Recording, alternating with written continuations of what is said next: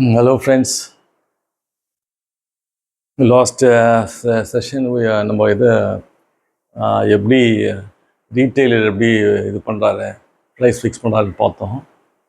So அதில் வந்து நம்ம மார்க் டவுன் எல்லாம் பார்த்தோம். இப்போ இந்த தடவை நம்ம பார்க்க போகிறது service sector, service company, service firms வந்து எப்படி வந்து ப்ரைஸ் ஃபிக்ஸ் பண்ணுறாங்க அப்படின்னு பார்க்க போகிறோம்.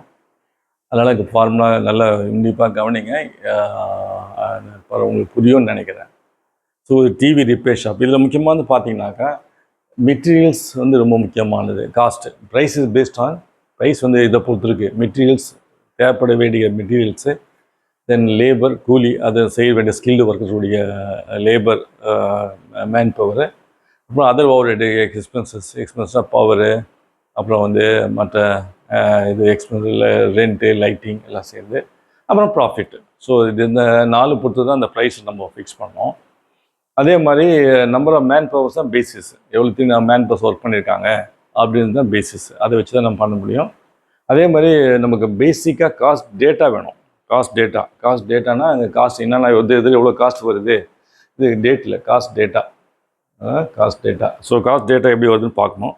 அதை பார்த்துட்டு தான் நம்ம வந்து will work it out. So இல்லை சில காஸ்ட் டேட்டா சிலதெல்லாம் நம்ம டேட்டாலாம் வேணும். அதை வச்சு தான் ப்ரைஸ் ஃபிக்ஸ் பண்ண முடியும். அதே மாதிரி காம்படிட்டர்ஸ், போட்டியாளர்கள் எந்த அளவுக்கு ப்ரைஸ் எடுக்கிறாங்க, அவங்க எந்த அளவுக்கு சார்ஜ் பண்ணுறாங்க, அதை பொறுத்து நம்ம வந்து இந்த ப்ரைஸை ஃபிக்ஸ் பண்ணோம். ஆமாம், நம்மளை விட கொஞ்சம் கம்மி வச்சுருந்தாலும் நீங்கள் ஏற்ற முடியாது. ஏற்றினா கொஞ்சம் கஷ்டம், ஏன்னா கஸ்டமர் சங்க போயிடுவாங்க. அதனால் வந்து நீங்கள் கொஞ்சம் உங்கள் ப்ராஃபிட்டை நீங்கள் கொஞ்சம் குறைச்சிக்கிட்டு இந்த ப்ரைஸை வந்து கம்மிப்படுத்தி வச்சா மக்கள் வருவாங்க, கஸ்டமர்ஸ் வருவாங்க. ரெண்டாவது குவாலிட்டி நம்ம எப்போவுமே கீப்பப் பண்ணணும். அது பண்ணும்போது நமக்கு பிஸ்னஸ் வரும், ப்ராஃபிட் வரும், நம்ம ஒரு மார்க்கெட்டில் தங்கலாம். ஓகே, ஸோ இது ஒரு எக்ஸாம்பிள். டிவி ரிப்பேர் ஷாப்புக்கு ஒரு எக்ஸாம்பிள் கொடுத்துருக்கேன். இந்த டிவி ரிப்பேர் ஷாப்பில் பார்த்தீங்கன்னாக்கா இதில் வந்து மொத்தம் டோட்டல் மேன் ஹவர் ஸ்பெண்ட் வந்து 12,800 மணி நேரம் அவங்க செலவு பண்ணியிருக்காங்க. அவங்களுக்கு வர வேண்டிய ப்ராஃபிட் வந்து 12% எதிர்பார்க்குறாரு. அந்த ஓனர் வந்து 12% எனக்கு ப்ராஃபிட் வேணும் அப்படின்னு எதிர்பார்க்குறாரு. ரெண்டாவது பார்த்தீங்கன்னா சேல்ஸ் வந்து 1,99,000. ரெண்டாவது variable expense, labour, materials, factory overhead எக்ஸ்பென்ஸ்லாம் பார்த்தீங்கன்னா பொறுத்தது 1,04,000 வருது. அதுக்கடுத்தது ஃபிக்ஸட் எக்ஸ்பென்சஸ் பார்த்தீங்கன்னாக்கா rent, salary, fixed other overheads பார்த்தீங்கன்னா 68,000. லாபம் வந்து 27,000 லாபம். ஸோ இதில் வந்து அவங்க வந்து முதல்ல வந்து நம்ம வந்து ஏற்கனவே சொன்னேன் நான், இந்த மேன் பவர்ஸ் அவர்ஸ் தான் முக்கியம். நம்ம அதுக்கு தான் நம்ம கண்டுபிடிக்கணும். ஸோ அதுதான் முக்கியம். மற்ற ப்ரைஸிங் மாதிரி நம்ம இதில் பண்ண முடியாது சர்வீஸ் செக்டரில். அதில் வந்து எப்படி ஹவர்ஸ் வந்து எத்தனை ஹவர்ஸ் ஒர்க் பண்ணாங்க, அந்த cost per hour, price per hour தான் நம்ம சார்ஜ் பண்ண முடியும். அதுக்கேற்ற மாதிரி நம்ம கால்குலேட் பண்ணணும். ஸோ மொத்தம் இதில் வந்து பார்த்தீங்கன்னாக்கா டோட்டல் காஸ்ட் எவ்வளோ? டோட்டல் காஸ்ட் பார்த்தீங்கன்னாக்கா 1,70,000. இது எந்த காஸ்ட்டு? இது ஒரு காஸ்ட்டு, வேரியபிள் காஸ்ட்டு. இது ரெண்டாவது காஸ்ட்டு. ஸோ டோட்டலாக பார்த்தீங்கன்னாக்கா டோட்டலாக எவ்வளோ வருது? 1,72,000. ஓகே, 1,72,000. ஓகே, ஸோ மொத்தம் காஸ்ட் இஸ் 1,72,000. ஸோ எத்தனை மேன் பவர்ஸ் எவ்வளோ இருக்குது? 12,800. ஸோ 12,800. ஸோ 12,800. ஸோ இது வந்து நம்ம என்ன பண்ண போகிறோம்? இது வந்து காஸ்ட் தான் எடுக்கிறோம், இன்னும் லாபமே போடல. இந்த காஸ்ட்டு பெர் ஹவர் எவ்வளோ வருது அப்படின்னு பண்ணுறோம். Cost per hour. ஸோ இது வந்து காஸ்ட்டு பெர் ஹவர் அப்படின்னு பார்த்தா எவ்வளோ பார்த்தீங்கன்னாக்கா சுமாராக பார்த்தீங்கன்னா 13.44 வரும். I think 13.44. ஸோ இது வகுத்து பார்த்தீங்கன்னா இது 13.44 வரும். This cost per hour. So இது ஒன்றும் ப்ராஃபிட் இன்க்ளூட் ஆகலை. ஸோ ப்ராஃபிட் எவ்வளோ? இந்த ரெண்டு காஸ்ட் சேர்த்துருக்கோம். இந்த காசு சேர்த்துருக்கோம். ஓகே, ரெண்டு காசு ஃபிக்ஸட் வேரியபிள் காஸ்ட்டும் ஃபிக்ஸட் ரெண்டும் சேர்த்துருக்கோம். 1,72,000.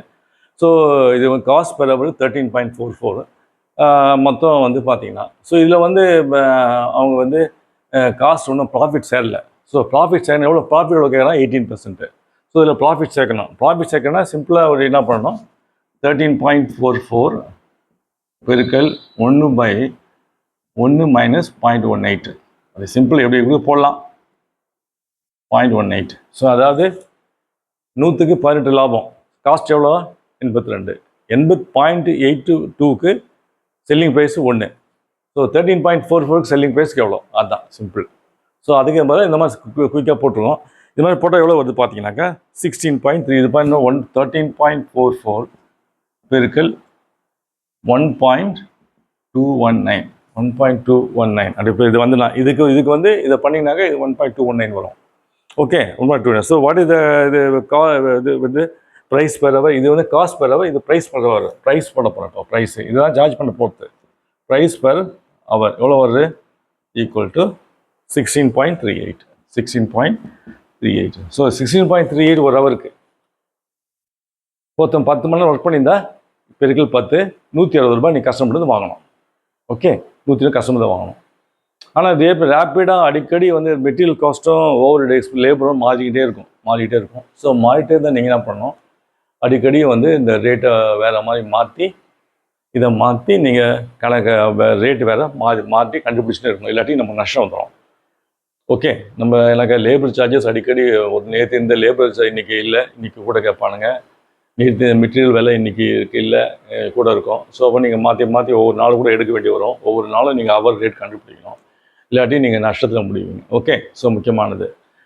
ஸோ இது வந்து பார்த்தீங்கன்னா ப்ரைஸ் பெர் ஹவர் 16.38. ஸோ இதில் என்ன ஒரு பெரிய ஒரு குறைவு என்னென்னா, இந்த மெட்டீரியல்ஸ் எல்லா மெட்டீரியல்ஸும் வந்து எல்லாத்துக்கும் ஈக்குவலாக டிவைட் பண்ணியிருக்கோம் மெட்டீரியல்ஸு. ஸோ மெட்டீரியல் எல்லாருக்கும் ஈக்குவலாக எப்படி டிவைட் பண்ண முடியும்?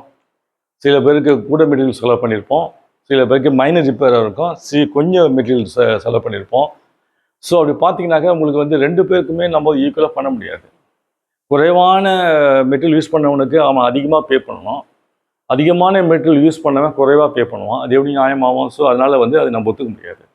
ஸோ அதனால் அந்த கேஸில் இந்த மெட்டீரியலை எடுத்துடணும் இந்த இதுலேருந்து. ஸோ இதில் எவ்வளோ வருது மெட்டீரியல்ஸு? 40,500. ஸோ மொத்தம் எவ்வளோ எக்ஸ்பென்சஸ் இது 2 கூட்டினா 1,1,72,000. மெட்டீரியல் எவ்வளோ விலை? 40,500. ஸோ எவ்வளோ மீதி? 1,31,500. இதுக்கு நம்ம கண்டுபிடிக்கணும். 1,31,500க்கு cost per hour, price per hour. Then அப்புறம் மெட்டீரியல் தனியாக பார்த்துக்கலாம். ஸோ மெட்டீரியல் இல்லாத what is the price? So first cost per hour. So இங்கே 1,31,500 காஸ்ட்டு எக்ஸ்க்ளூடிங் மெட்டீரியல் இல்லாத. ஸோ 12,800 எவ்வளோ வருது? 10 ரூபாய் 27 பைசா பெர் ஹவருக்கு காஸ்ட் பெர் ஹவர் மெட்டீரியல்ஸ் இல்லாமல். ஓகே தென் இப்போ ப்ரைஸ் கண்டுபிடிக்கணும். இதோட வந்து என்ன ப்ராஃபிட் கூட்டணும். கரெக்டாக இதோட ப்ராஃபிட் கூட்டணும். Price per hour equal to இதே ஃபார்முலா தான் 10.27 இன்ட்டு 1 மைனஸ் 0.18 பார்த்தீங்கன்னா 12.52. 12.52 ப்ரைஸ் பெர் ஹவர் மெட்டீரியல் இல்லாமல் ப்ரைஸ் வந்து 12.52. சப்போஸிங் லெட்டர் சே ஒரு வந்து 5 மணி நேரம் ஒர்க் பண்ணுறோம். ஓகே ஸோ இதை அழிச்சிடறேன். ஸோ ஒருத்தன் வந்து 5 மணி நேரம் ஒர்க் பண்ணுறோம். ஸோ எப்படி அரேஞ்ச் பண்ணுவீங்க? ஸோ 5 ஹவர்ஸ்னால் 5 ஹவர்ஸ் ஒர்க் பண்ணுறான் ஒரு ஆளுக்கு. ஒரு ஆள் அந்த ஒரு பர்டிகுலர் வேலையை முடிக்கிறதுக்கு ஒரு கஸ்டமர் வரான், அவனுடைய வேலையை முடிக்கிறதுக்கு 5 மணி நேரம் ஆகுது. அவனுக்கு ப்ரைஸ் பெர் ஹவர் எவ்வளோ? 12.5 மெட்டீரியல் இல்லாத. Okay so 12.52 into 5 let's say 65 rupees ரஃபா 65 ருபீஸ் கலெக்ட் பண்ணோம். ஸோ இது வேலை முடிஞ்சதா? மெட்டீரியல்ஸ் ஒரு 60 ரூபாய் செலவு பண்ணியிருக்கான் materials. So materials 60 rupees. So டோட்டலாக கஸ்டமர்கிட்ட நீங்கள் வாங்க வேண்டிய அமௌண்ட்டு 125 ரூபாய். ஓகே புரியுதா? So 12.52 price per hour. எத்தனை மணி நேரம் செஞ்சுருக்கான்? 5 மணி நேரம். அவனுக்கு உண்டான மெட்டீரியல் எவ்வளோ செலவாயிருக்கு? 60 ரூபாய். ஸோ 65 + 60 125. அந்த கஸ்டமர்கிட்ட நீங்கள் 125 ரூபாய் வாங்கினா கரெக்ட். அதில் காஸ்ட் 18% வரும், ப்ராஃபிட் வரும், எல்லா காஸ்ட்டும் கவர் ஆகிடும். அண்டர்ஸ்டுட்? ஸோ அது வெரி இம்பார்ட்டண்ட். ஸோ இது சர்வீஸ் செக்டரில் நம்ம சர்வீஸ் ஃபார்ம்ஸில் நம்ம ப்ரைஸிங் சரியாக பார்த்து தான் நம்ம இல்லாட்டி நஷ்டம் வந்துடும், நஷ்டத்தில் முடியும். நம்ம வந்து கடைசியில் இப்போ எதுக்காக நம்ம பிஸ்னஸ் பண்ணுறோமோ அந்த பர்பஸ் வந்து நமக்கு இல்லாமல் போயிடும். நஷ்டத்துக்காக நம்ம பிஸ்னஸ் பண்ணுறது ப்ராஃபிட்டுக்காக தான் பிஸ்னஸ் பண்ணுறோம். ஸோ புரியுதா இல்லை? So very important. ஸோ அதனால் இதில் வந்து காம்படிட்டர்ஸ் பக்கத்தில் பக்கத்து கடை அவனே டிவி ரிப்பேர் வச்சுருக்கான். அவன் 12.52க்கு பதிலாக அவன் 11.75 சார்ஜ் பண்ண, நீ 11.60 சார்ஜ் பண்ணிடுற, கொஞ்சம் குறைச்சிக்கோ. 12.52க்கு வரமாட்டான், பிகாஸ் பக்கத்தில் இருக்கிறவன் 11.60க்கு கொடுக்குறான் cost price per hour. So நீங்கள் வந்து ஒரு இதுலேயே இருந்தால் அப்புறம் கஸ்டமர் ஏன் கூட்டி கொடுக்கணும்? அதே குவாலிட்டி அதே தான் ரிப்பேர் தான். ஏன் வித்தியாசம் இல்லாத ஒரு ஒர்க்கு. ஸோ இதில் என்ன பண்ண, அவன் பக்கத்து ஆளுவன் 11 ரூபாய் 60 பைசா சார்ஜ் பண்ணாங்கன்னா நீங்கள் 11 ரூபாய் 50 பைசா சார்ஜ் பண்ணுங்கள்.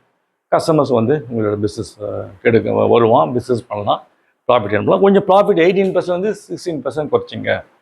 ஸோ அது வந்து பார்த்தீங்கன்னா உங்களுக்கு வந்து அது லாபகரமாக இருக்கும். நீங்கள் மார்க்கெட்டில் சஸ்டெயின் ஆகலாம், தொடர்ச்சியாக பிஸ்னஸ் வரும், அந்த யூ கேன் ஏர்ன் ப்ராஃபிட்டு, அந்த யூ கேன் பி நீங்கள் ஒரு சக்ஸஸ்ஃபுல்லாக இருக்கலாம். ஸோ ஐ திங்க் உங்களுக்கு புரிஞ்சிருக்குன்னு நினைக்கிறேன். நான் நம்புகிறேன் உங்களுக்கு புரிஞ்சிருக்குன்னு சொல்லிட்டு. எதாவது இருந்தால் நீங்கள் can write to me. I hope you got the inputs from me. அப்புறம் நம்மளை அடுத்த முறை நான் உங்களை மீட் பண்ண வரைக்கும் உங்களுக்கு பெஸ்ட், குட்டாக, all the best, good luck. Thank you.